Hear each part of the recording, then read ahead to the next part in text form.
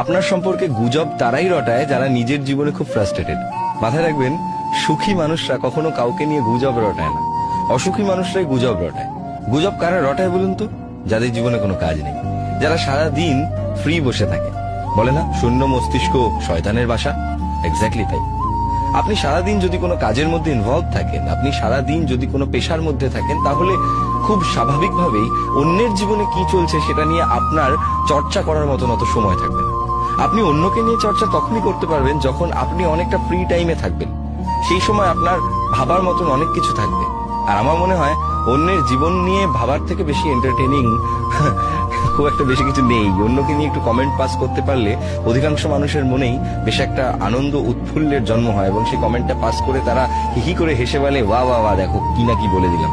আসলে ব্যাপারটা হচ্ছে এটাই যে যারা ফ্রাস্ট্রেটেড না, তারাই আপনাকে নিয়ে গুজব রটায়। যারা সত্যি আপনাকে চেনে, যারা সত্যি জীবনে কিছু করছে, যাদের কাজ আছে, তাদের অত সময় নেই আপনাকে নিয়ে কথা রটানোর, গুজব রটানোর।